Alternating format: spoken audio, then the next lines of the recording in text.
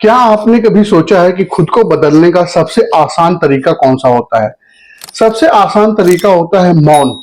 जब भी हम मौन में आते हैं तो हम अपने आप को बदलने की एक शुरुआत कर देते हैं। वो जगह चुनना जहां पे हम शब्दों का चयन ना करते हो और मौन में रहते हो। नमस्कार दोस्तों, स्वागत है आपका आपके अपने चैनल पर, जहां हम बात करते हैं हेल्थ, वेल्थ और अपने माइंडसेट की। और आज हम बात करने वाले हैं भगवान बुद्ध के 10 ऐसी सीख के बारे में जो हम हमको मौन सिखाती है, जो मौन की शक्तिशाली परिणाम है, जो मौन हमको कैसे शक्तिशाली बनाता है हमारे कम्युनिकेशन को, वो हम सीखते हैं। और इसके बारे में हम समझ सकते हैं कि एक आदत जो हम डेवलप करते हैं अगर अपने जीवन में, तो हमारी सफलता निश्चित हो जाती है। हमको बहुत सारे लोग ये सिखाते हैं कैसे बोलना चाहिए, आपका कम्युनिकेशन स्किल कैसा होना चाहिए, आपका व्यवहार कैसा होना चाहिए। आज हम बात करने वाले हैं दोस्तों कि हमको कहां कहां पे मौन रहना चाहिए। सबसे इंपॉर्टेंट चीज है, अगर आप जीवन में ये सीख लेते हैं कि सच्चा परिवर्तन अगर चाहिए आपको, तो ऐसी 10 जगह मैं आज आपको बताने वाला हूं जहां पे अगर आप चुप रहते हैं तो आप जीवन को जीना सीख जाते हैं और अपने जीवन में ग्रोथ भी कर सकते हैं। अपने जीवन को निर्णय में और अपने जीवन में बहुत सारी चीजों को आप अचीव कर सकते हैं। भगवान बुद्ध ने हम लोगों को बताया है कि जब कोई तुम्हारी आलोचना करे तब आपको मौन रखने की आदत आपको डेवलप करनी चाहिए। जब भी कोई आपकी आलोचना करे, होता क्या है जनरली हम लोग जब हम सुनते हैं कोई हमारी आलोचना कर रहा है, जो हमारे बारे में गलत चीजें बोल रहा है, तो हम उस पर रिएक्ट करने लगते हैं। हम उसके तुरंत चाहते हैं कि उसमें कुछ हम अपना निर्णय दें, उसको हम कुछ जवाब दें, उसको रिस्पॉन्ड करें। अगर चुप रखने की कोशिश हम करते हैं तो हम बहुत सारी चीजों को इन फ्यूचर में बचा सकते हैं। क्योंकि कोई भी व्यक्ति कभी कोई स्ट्रेस में होता है, बहुत सारे कारण होते हैं जब वो किसी की बुराई करता है या आलोचना करता है, या कई बार हमको गलत लोग सूचना करके देते हैं कि जिससे हमारा रिलेशन खराब हो।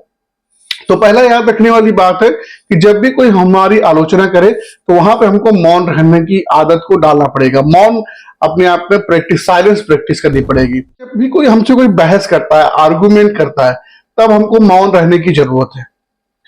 जब भी हमको हमारे जीवन में बहुत सारे ऐसे क्षण आते हैं, पल आते हैं, जब हम न चाहते हुए भी डिस्कशन में जा रहे होते हैं या जाने की उम्मीद होती है, तभी दोस्तों हम लोगों को याद रखना चाहिए कि हम उन चीजों से बचे।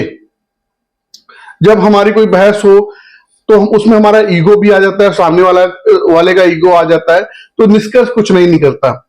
और इसका सबसे बड़ा उदाहरण आप देख सकते हैं आजकल जो न्यूज डिबेट में होता है, वहां पे अंत में आप देखेंगे तो कोई भी निष्कर्ष नहीं निकलता है। अच्छा। एक दूसरे पर लोग चिल्लाते हैं और आखिरी में क्या होता है? कुछ नहीं होता है। उनका न्यूज वालों का टीआरपी बढ़ता है और आम आदमी के जीवन में स्ट्रेस बढ़ता है। तो ये चीजें हमको ध्यान रखनी चाहिए।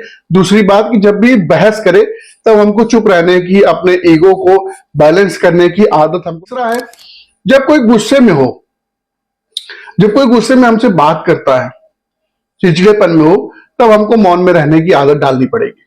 हमको ये आदत अपने आप में डेवलप करनी पड़ेगी।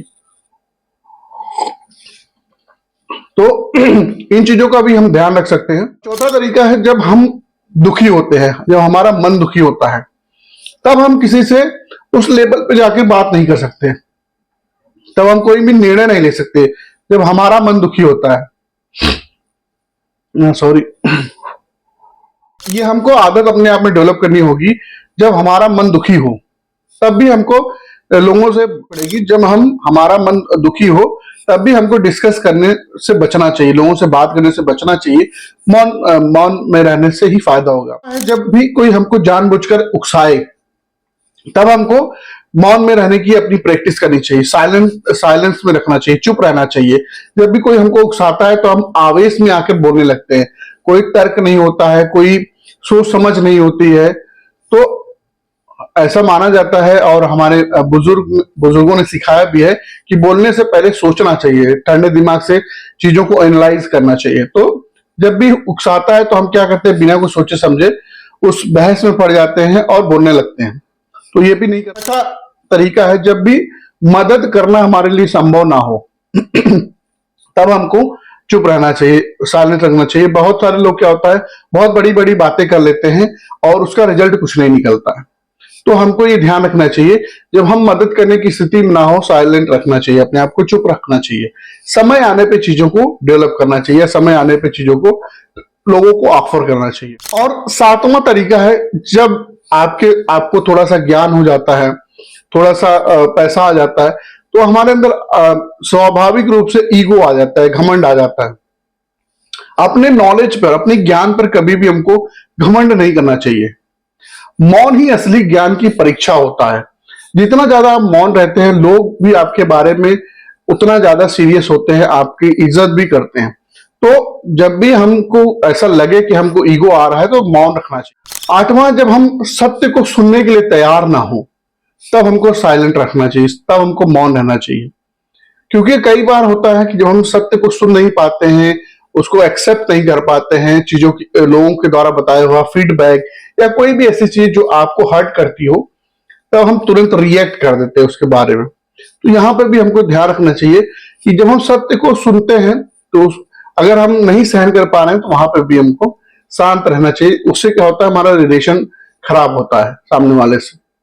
जब परिस्थिति हमारे बस में ना हो, वो तरीका है, जब परिस्थिति हमारे बस में ना हो, तो हमें शांत रहना चाहिए। हमारा चुप्पी, हमारा मौन रहना हमें समाधान की ओर ले जाता है। और ये मैं अपने पर्सनल अनुभव से बताता हूं कि जब भी परिस्थिति हमारे बस में नहीं होती है, बहुत कुछ हाथ पैर मारते रहते हैं, लेकिन जब हम शांत होकर के ध्यान करते हैं या चीजों को समझते हैं, तब हमारे सामने समाधान आने लगता है। तो नौवां तरीका, जब परिस्थिति हमारे बस में ना हो, तब हमको मौन रखना चाहिए या चुप्पी रखनी। 10वां है, जब हमारा दिल कृतज्ञता से भर जाता है, तब हमको मौन रखना चाहिए। और ये देखा भी गया है कि जब हम कृतज्ञता से भरे होते हैं, अपनेपन से भर जाते हैं, तब स्वभावतः हम मौन में चले जाते हैं। या आपने अनुभव भी किया होगा कि जब आप कृतज्ञ होते हैं किसी चीज के प्रति, किसी व्यक्ति के प्रति या ईश्वर के प्रति, तब आपके शब्द नहीं होते हैं उसको व्यक्त करने के लिए।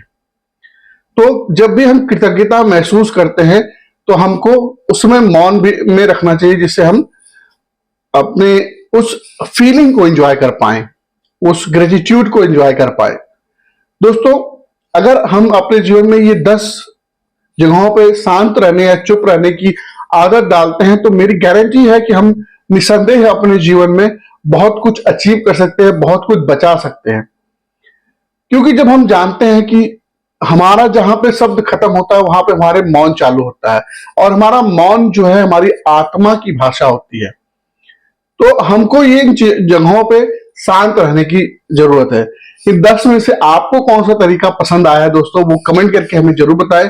चैनल पर नए हैं तो सब्सक्राइब जरूर करें। बहुत बहुत धन्यवाद।